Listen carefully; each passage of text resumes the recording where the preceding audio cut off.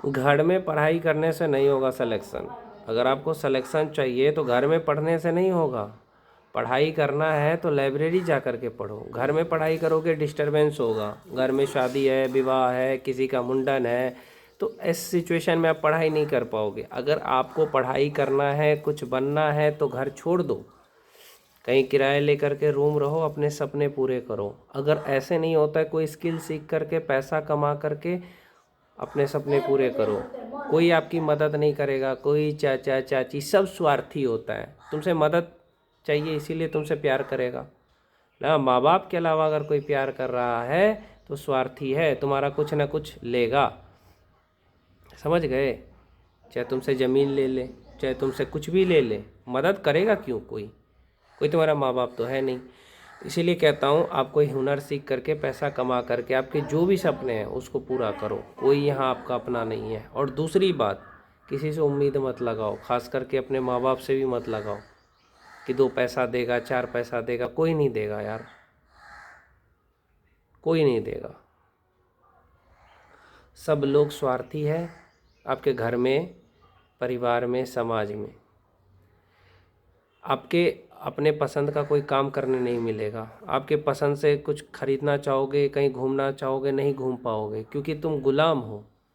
इसीलिए ज़िंदगी में जब तक आर्थिक आज़ादी ना मिले तब तक आपको आज़ादी नहीं मिल सकता। लोगों को क्या है कि आपको गुलाम बना के रखना है, आपको पढ़ाई में डिस्टर्ब करना है। देखो यार, इस दुनिया में अगर आपको कुछ बनना है, पढ़ाई करना है, बहुत सारे लोग कहते हैं हम घर में पढ़ाई नहीं कर पा रहे। कभी नहीं पढ़ाई कर पाओगे घर में। समझ रहे हो? घर में कभी नहीं पढ़ाई कर पाओगे। घर में जैसे तुम पढ़ने बैठे तुम्हें कहा जाएगा ये काम करो, अरे वो काम कर दो।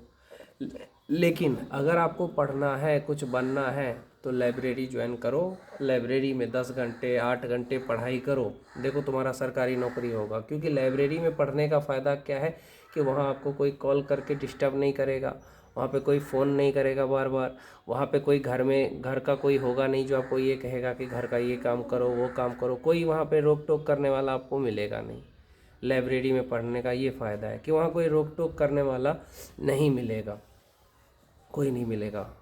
जैसे घर में पढ़ाई कर रहे हो तो घर में लोग बोलेंगे कि ये काम कर दो, वो काम कर दो। समझ रहे हो? घर में कोई भी आपको क्या कहेगा कि ये काम करो, वो काम करो। घर में वीडियो भी नहीं बना पाता हूँ, सच बता रहा हूँ, कुछ ना कुछ होता रहता है। मैं बस एक चीज़ अपने ज़िंदगी से सीखा हूँ कि अपने पैर पे खड़े हो जाओ, पैसा कमाओ, कोई हुनर सीख करके, और घर परिवार से कोई मतलब ना मत रखो, तभी तुम कामयाब बनोगे। घर परिवार से जब तक मतलब रखोगे तब तक उनके गुलाम रहोगे, और तुम्हें जो करना है वो करने मिलेगा नहीं। जैसे तुम वीडियो बना रहे हो, घर में बना सकते हो? नहीं बना सकते, कोई ना कोई आ जाएगा डिस्टर्ब करने। तुम पढ़ाई कर रहे हो, घर में नहीं पढ़ाई कर पाओगे। कहीं किसी का शादी हो गया, कोई मेहमान आ गया, तुम्हारे चाचा चाची आ गया, नहीं कर पाओगे। लेकिन अगर तुम अपने पैर पे खड़े हो गए, पैसा कमा रहे हो, तो पैसा कमा करके भी तुम आईएएस बन सकते हो, आईपीएस बन सकते हो, दरोगा बन सकते हो। खुद के पैसा कमा करके किराए लेके रूम रहो। या आपको पढ़ाई करनी है तो लाइब्रेरी ज्वाइन कर लो। अगर आपके आसपास कोई लाइब्रेरी है तो उसको ज्वाइन कर लो। तो इससे क्या होगा, फ़ायदा ये होगा कि आपको कोई डिस्टर्ब नहीं करेगा। लाइब्रेरी जा रहे हो, बोलो लाइब्रेरी जा रहा हूँ, 8 घंटे पढ़ो लाइब्रेरी में। मेरे एक चाचा थे, मुझे लाइब्रेरी जाने से रोकते थे क्योंकि उसको घर का काम करवाना था। सच्चाई बता रहा हूँ, यहाँ दुनिया इतनी स्वार्थी है। तो वो बोलता था लाइब्रेरी मत जाओ ना। सोचो क्यों? क्योंकि उसको था घर का काम करवाना। इतनी दुनिया स्वार्थी। क्या मेरा माँ बाप कभी मेरे साथ ऐसा करेगा? नहीं करेगा। घर का काम करना बुरी बात नहीं है, लेकिन किसी का करियर इम्पोर्टेंट है घर के काम से कई गुना ज़्यादा। मेरे घर में मेरे को नौकर बना दिया, सच बता रहा हूँ। क्यों? पढ़ाई जब भी करने बैठता था मेरे चाचा बोलते ये काम करो, वो काम करो। क्यों? क्योंकि वो पैसे वाला है। तो मैंने उसी दिन कसम खाई कि मुझे इससे ज़्यादा पैसे वाला बनना है, बड़ा सपना पूरा करना है, ताकि उसको उसकी औकात दिखा सकूं। मेरी माँ की बेइज्जती की उसने, मेरे माँ से घर का काम कराया, खेत खेत गई मेरी माँ। क्यों?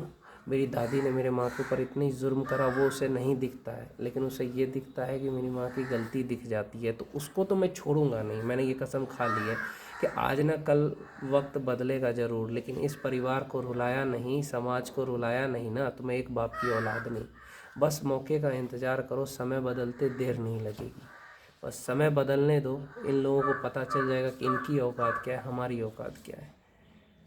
जितना हमारे साथ शोषण करा परिवार वालों ने, समाज वालों ने, उन सबको ऐसा रुलाऊंगा ना कि याद रखेगा। या तो मैं अपराधी बन के गोलियों से भून दूंगा AK-47 से, या तो बड़ा आदमी बन करके पैसे से मरवा दूंगा। ये गारंटी के साथ कह रहा हूँ मैं। लेकिन छोड़ूंगा तो नहीं किसी को, क्योंकि जब अपमान हो गया है ना, वो दिल पे लगी है। जो इंसान किसी को सताता है ना, वो भूलता नहीं है। मैं बस इतना ही कहना चाहता हूँ, गार्जियन किस बात की, जो गार्जियन तुम्हारे फीलिंग को ना समझे, तुम्हें डिस्टर्ब करे, पढ़ाई करने ना दे, तो वो किस चीज़ का गार्जियन। जो सिर्फ दूसरे के बारे में सोचे, मेरे बारे में ना सोचे। मैं चाहता भी नहीं हूँ कि मुझे कोई एडवाइस दे या मेरे बारे में कुछ सोचे, मेरे को कोई मतलब नहीं है। लेकिन बाप बनने की कोशिश ना करे, जहाँ हो वहीं रहो। उससे ज़्यादा हद पार किए तो बुरा परिणाम हो सकता है। मुझे अपराधी बनने पे मजबूर मत करना। मैं बस यही कहूँगा समाज से, परिवार से, जो भी है। क्योंकि एक बार जब मैंने हथियार उठा लिया ना, तो उसके बाद जेल में ही मेरा ज़िंदगी। जब देखो, जब आपको देखो, जब उनको जेल में ही रहना है तो आपको ज़िंदा काहे छोड़ेंगे, ये बात सोचो ना यार। इसलिए मैं चाहता हूँ कि मैं शांति से रह रहा हूँ, मुझे रहने दो, कोई दिक्कत नहीं है। डिस्टर्ब किए, कुछ भी किए तो तुम्हारी मौत का जिम्मेदार तुम खुद होंगे। मुझे प्रशासन, पुलिस जो होगा मुझे मंजूर है। अच्छे से रहोगे, अच्छा व्यवहार करेंगे, जितना अच्छा व्यवहार कर सके। और थोड़ा सा बोली टेढ़ा हुआ तो फिर निपट जाओगे। तो यही चीज़ है यार, इस दुनिया में क्या है ना, दबंग बन के रहना पड़ता है। अगर चुप रहोगे, लोग शोषण करेंगे। लोग सोचेंगे अरे मैं डॉक्टर हूँ, इंजीनियर हूँ, चलो इसको नीचा दिखाते हैं। कहीं हाथ कट ना जाए, पैर कट ना जाए, गला कट ना जाए, इसका ध्यान रखें महोदय।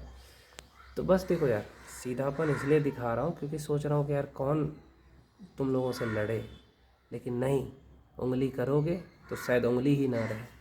बाकी जय हिंद, जय श्री राम। हम अपना देखो, मेरी अपनी एक दुनिया है। कहते हैं ना, सीधा आदमी की ज़िंदगी में दखल अंदाजी नहीं करते। कोई इंसान सीधा साधा है, उसकी ज़िंदगी में दखल अंदाजी करोगे तो फिर जो परिणाम होगा ना, बहुत बुरा होगा। और कोई हमारी माँ के साथ बदतमीज़ी किए, या हमारी माँ को कुछ भी बोला, या मेरे को छोड़ दो, मेरी माँ को भी बोला, तो उसके मौत का जिम्मेदार वो खुद होगा। देखो, माँ बाप के लिए अगर अपराधी भी बनना पड़े तो मंजूर है। अभी देख लो, ईरान में बाप के लिए लड़ रहा है बेटा, तो समझ लिया करो यार। भगवान भी आ जाए ना, तो जब सेल्फ रिस्पेक्ट की बात आए तो भगवान से भी रावण लड़ लिया था, याद है ना। कर्ण भगवान से भी लड़ लिया था। या तो शहीद हो जाएंगे या शहीद कर देंगे। तो भैया यही चीज़ है कि किसी इंसान को ज़्यादा परेशान ना करें। वो अपना काम कर रहा है, करने दें। आप अपना काम करें। दूसरे को दखल अंदाजी करने का परिणाम बहुत ख़राब होता है। बाकी जय श्री राम। अगर मेरे पास अपना खुद का घर होता, मैं ये सोचता हूँ कभी कभी, तो इन जाहिलों के साथ मैं क्यों रहता, है कि नहीं। अगर मेरा खुद का पैसा होता 10-12 हज़ार 15 हज़ार भी, तो इन जाहिलों के साथ मुझे रहना ही नहीं पड़ता। मैं आराम से किराए लेके घर रहता, कोई मतलब ही नहीं रखता। तो मजबूरी है जिसका ये लोग फ़ायदा उठाते हैं। मजबूरी है तभी तो तुम लोग जैसे लोगों के साथ लोग रह रहा है। नहीं तो मेरी मम्मी और मैं तुम लोगों के साथ रहते। किस्मत ख़राब है इसीलिए, नहीं तो हम किराए लेके घर रहते, कोई मतलब नहीं रखते। लेकिन मजबूरी है जिसका तुम लोग फ़ायदा उठा रहे हो। लेकिन जिस दिन सूरज उग गया ना, उस दिन पता नहीं होगा कि कहाँ अस्त हो जाओगे। समझ रहे हो ना। भगवान के घर में थोड़ा देर हो सकता है, लेकिन वापस लौटेगा ज़रूर इंसान। बाकी तुम्हारा मर्जी, तुम देखते हैं कितना शोषण कर सकते हो, कितना परेशान कर सकते हो। क्योंकि ब्याज सहित लौटाएंगे समाज को, परिवार को, जो भी हो, ब्याज सहित ऐसा लौटाएंगे कि फिर देखो, तुमको मौका भी नहीं मिलेगा बोलने का। मुझे तो मौका मिला है, तुम बोल भी नहीं पाओगे। अगर मैं ज़िंदा रह गया तो बोल ही नहीं पाओगे कि यार मेरे साथ ऐसा क्यों कर रहे हो। मैं तुम्हें हिसाब के साथ बताऊंगा, इसलिए कर रहा हूँ। समझ गए। बाकी इज़्ज़त करोगे, डिस्टर्ब नहीं करोगे, माँ की इज़्ज़त करोगे मेरा, तो शायद कुछ गलतियाँ माफ़ कर दें। देखो, माफ़ी किसी को नहीं करना चाहिए। भगवान थोड़ी है कि तुमको माफ़ कर देंगे। एक एक बेइज्जती का बदला लेंगे, चाहे वो घर के लोग हो, समाज के लोग हो, कोई भी हो, दोस्त मित्र जो भी हो। लेकिन वक्त आने दो, तब तक तुम सेफ रहो। भगवान से मनाओ कि कहीं मैं कामयाब ना हो जाऊँ। ये कामयाब हो गया तो तुम्हारी तो लंका लग जाएगी, जैसे हनुमान जी ने लंका जलाया था। प्रार्थना करो भगवान से कि ये बंदा कामयाब ना हो, नहीं तो तुम्हारी लगेगी बढ़िया से। ऐसा लगेगी कि फिर तुम चिल्लाओगे भी ना तो कोई नहीं सुनेगा। जय श्री राम।